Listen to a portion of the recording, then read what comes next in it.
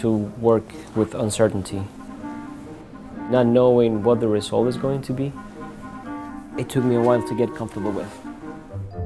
I create two-dimensional and three-dimensional objects, from man-made objects to elements in nature. My name is Aldo Castillo, and I do sculptures with buttons. In terms of the technique, it has different stages. The first stage, I see the object in that basic shape, and then I would see where is it that I need to make it look good. I select the buttons, more or less. I try to mix the different shapes and the different sizes. I put the buttons in this piece of wood. They're neatly next to each other. There are plastic buttons, metal buttons, mother-of-pearl buttons, different sizes. And then there are the sewing buttons, which are the ones that come with 2 holes or 4 holes. I spray paint the button. I use spray paint because I have a really big palette of colors. I have over 250 something colors to use from.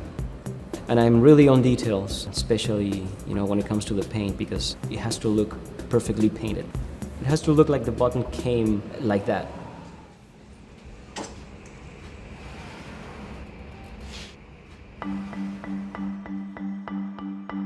After the buttons are painted, I hang the strings from these acrylic boxes that I have to make, and it has a grid.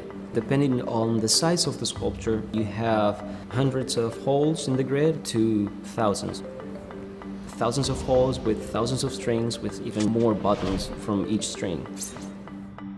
You have to see the sculpture to actually see how repetitive and how intensive the whole technique that I developed is.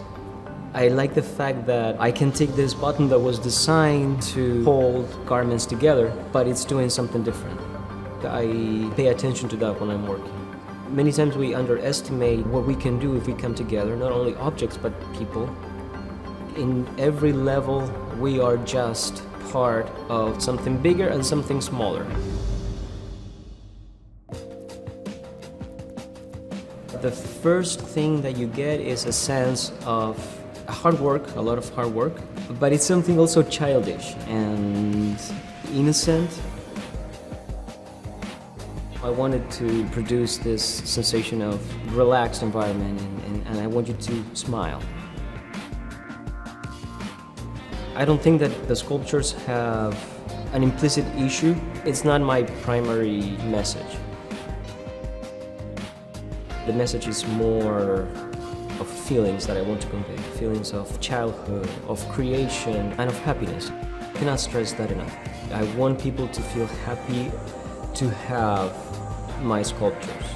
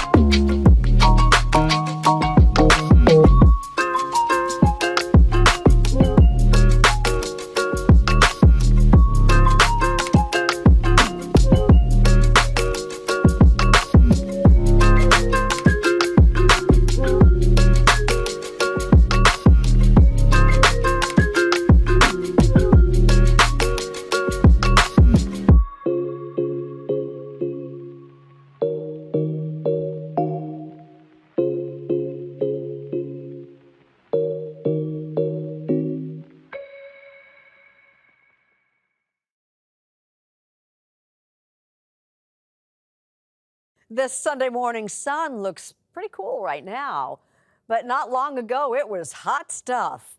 Lee Cowan has a portrait of the artist. Light and glass have had an almost spiritual connection for centuries, but rarely quite like this. Glass I think of as smooth and pretty, and these have a rawness and a mass to them. You don't like delicate little things. Seems like you want big, hefty things. Yeah, I know. The smallest people have the biggest ideas. At 5'3", she doesn't exactly cut a towering presence, but when an idea strikes her, Marlena Rose is on fire. Yes.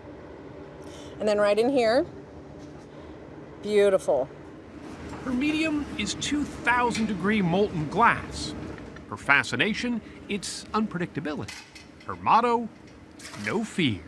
I didn't realize how much of an adrenaline junkie I am. Is that what you get from it? I really do, because You get a buzz. I get a buzz because, you could really hurt yourself. But the danger, she says, is worth it. The glass is so seductive and so beautiful and ethereal. It's such a beautifully spiritual material, but you have to get the shape right. To get that shape, she uses an ancient but rare technique called sand casting, so named because of that sandy mold, which gives the liquid glass a brief but comfortable home. So it has to be hard enough. That it'll hold the shape that you're gonna press into it.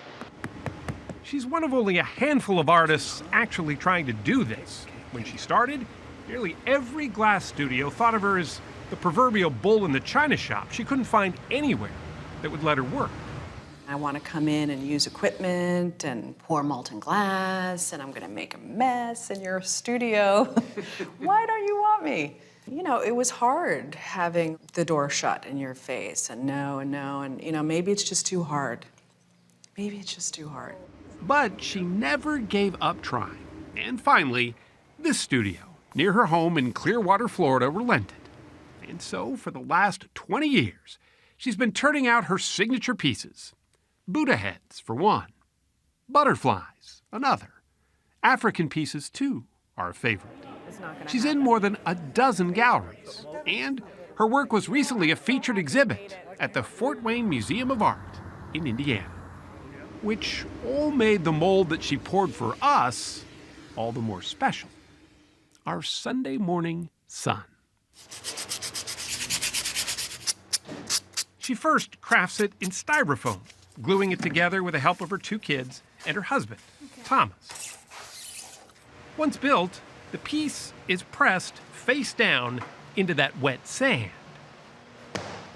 It's then pounded and packed, and when it's gently lifted back out, what's left in the sand is the memory of even the tiniest detail.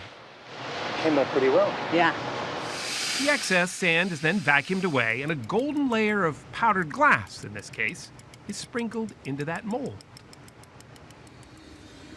What comes next starts the clock ticking on a process where there is no room for error.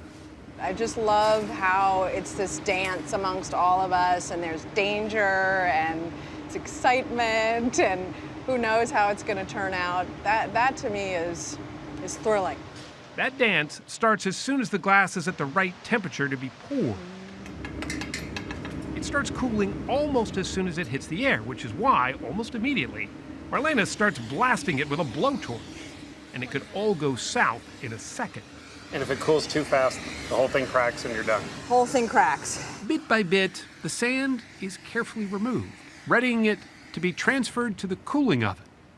But bringing down the temperature slowly is so critical. Marlena even lights Thomas's gloves on fire To warm you up. to make sure they're hot enough not to traumatize the glass. How did you get roped into helping out? I'm married. The result is always a surprise. This one, for example, was supposed to be all red glass, and yet gold mysteriously bubbled to the surface as it cooled. What'd you think when it came out? I jumped up and down. It's pretty good. You just never know what you're going to get. And when it came to our son, neither did we. What do you want people to take away from your work? What do you want them to experience? I want them to feel something. I want them to look at it and feel it. And if they feel something, then I've done my job. And with the sun finally streaming through our own little earthly star, feel we did.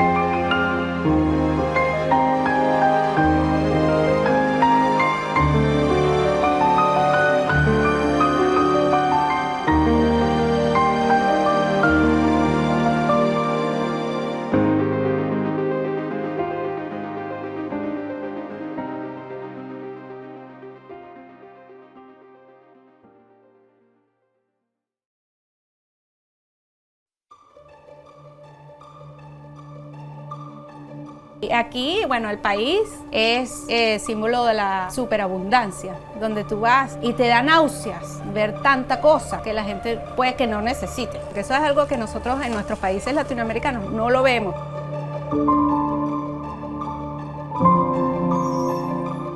Aquí bota la gente basura y yo salgo y doy rondas. Somos carroñeros, la carroña. Vamos buscando carroña.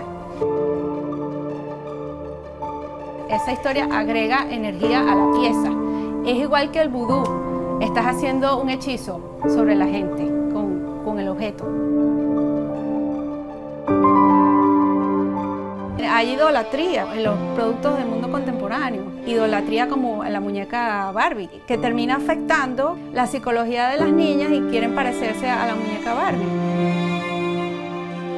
Mi nueva serie se llama Uncanny, que significa sobrenatural, como en el limbo, y tiene que ver con el hecho de haberme venido a Estados Unidos, del hecho de ser inmigrante, del hecho de haber dejado un país como Venezuela que está un poco despedazándose, ¿no? Entonces uno tiene que vivir en lo que queda del apocalipsis. El mundo va hacia eso, a la yuxtaposición de cosas. Mientras más mezclados, más fuertes somos, más ricos en cultura. I think what's interesting about the artwork is the mystery involved in each of the characters that she creates. It's very much along the lines of literature. It's like grim fairy tales, which are basically very scary stories for children. Lo grotesco atrae, el terror te mueve y es una forma de belleza para mí.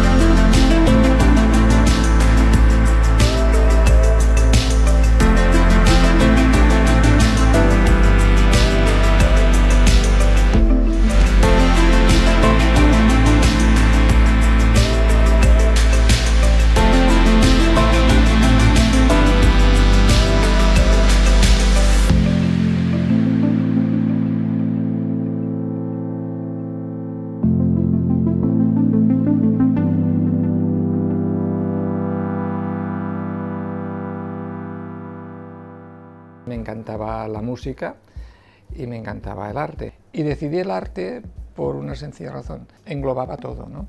Y empecé a trabajar como artista. La publicidad a mí me aportó muchos elementos para luego desarrollar el arte. Pasar pues de trabajar, yo qué sé, con una espátula de pintar paredes y hacer cadáveres a mano alzada, a pasar a la parte digital, no me supuso ningún problema porque claro, yo en publicidad ya estaba utilizando medios de este tipo. ¿Cómo sería si yo pudiese entrar dentro de una obra del siglo XVI o del siglo XV? Entonces empecé a ponerme, digo, en lugar de hacer fotos de la obra cuando vas a un museo, ¿por qué no te metes dentro de la obra y haces las fotos desde dentro, ¿no? Entonces empecé a colocarme dentro. Luego me di cuenta de que había muchos paralelismos entre el pasado y el presente. Entonces digo, bueno, pues los coleccionistas, ¿por qué no pueden estar dentro de un estudio de un pintor antiguo, por ejemplo, ¿no? Y colocaba a los coleccionistas. Charles Chaplin lo hacía muy bien, porque él intentaba de explicar todas estas tragedias haciendo reír a la gente. Entonces es cuando empecé a dar una vuelta de tuerca al discurso y no ser tan directo, ¿no? Lo que tú no puedes hacer es estar 30 segundos delante de una obra que el artista a lo mejor se ha pasado 3 o 4 meses o más para hacer esa obra. Porque es imposible que puedas entender lo que ha querido transmitir el artista, es imposible. Por eso el discurso tiene que estar implícito, interior, dentro de la obra, para que sin darse cuenta ellos se vayan dando cuenta del problema social que hay dentro, explicado. Los personajes no están puestos de forma gratuita, sino que todos cumplen un rol dentro de la obra. Y que tengan el mismo protagonismo el que no tiene que el que tiene, pues me parece muy interesante. Ya que lo que monto es una vida virtual, al menos que en esa vida virtual compartan el mismo protagonismo. El código de barras te da, por ejemplo, el consumo masivo, te da la falta de identidad, ¿no? Te da la alineación, te da tantas cosas que no puedo quitarlo de los personajes ya no lo puedo quitar. Hoy Goya es que me vuelve loco. Pienso que aportó lo que no había aportado ningún artista, sobre todo menos en España. Y realmente los disparates he disfrutado muchísimo, no me lo esperaba. Yo lo he hecho como disfrute, es que me lo he pasado tan bien haciendo esto que al menos me ha paliado un poco el confinamiento. Tenemos una plataforma privilegiada, el artista. Entonces nosotros pienso que desde nuestra plataforma tenemos que decir las cosas como son.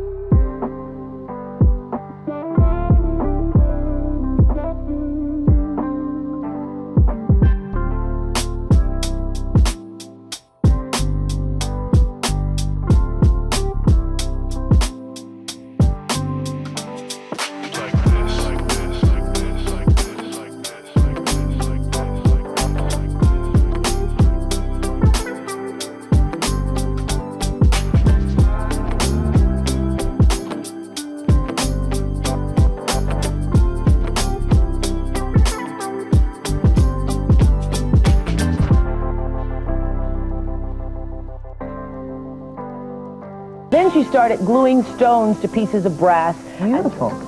See, now I'll keep putting all these pieces on, setting up the centerpiece. And turned her jewelry designs into a million and multi-million-dollar business.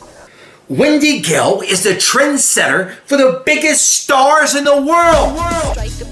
Madonna, Cher, Brooke Shields, Andy McDowell, Isabella Rossellini.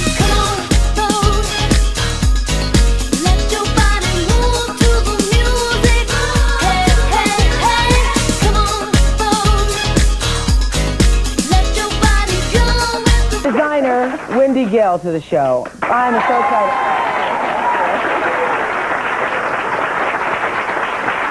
I'm so excited. I will have to tell you that a couple years ago when I first came to Chicago, I went to a store here called Intrinsic in Chicago, and I saw my first Wendy Gill earrings there, and I've become an addict ever since. And because, you know, 4 days out of 5 days I wear your earrings on the show. Most times you see me, I'm wearing Wendy Gill earrings. And because I love Wendy so much, I wanted to share her with all of you. Thank you. You're welcome. Thank you so much. You're welcome. First of all, you've done more than earrings now. Oh, we do all kinds of objects. Everything from earrings to bracelets, gift objects, dolls, anything that doesn't move, I'll glue things to it. How did you get started? I mean, where did the idea come from? Well, when I was a songwriter and my partner was getting married and leaving the music business, I was wondering what could I do to make a living now and wanted to do something creative and on my own. I started driving a cab in New York while I thought it over. And fortunately, one day it just came to me, why don't I take the rhinestone jewelry I had been collecting for so many years in my top drawer and make bracelets out of them. So I formed a technique where I use a rhinestone centerpiece and then fill in all the background with caviar and tiny pearls and little beads so that every surface is covered. Isn't this something? Ooh. First of all, I love the glasses. I just love the glasses. Tell us what we're looking at here. Ooh. Oh, here our model is wearing a pair of glasses with wiggling giraffe and a wiggling zebra. When you touch them, they bounce. They're set with pave rhinestones. What is clear is that Andy Warhol, whose own looks never changed. And Andy Warhol was a collector. He loved Wendy's cherub pens.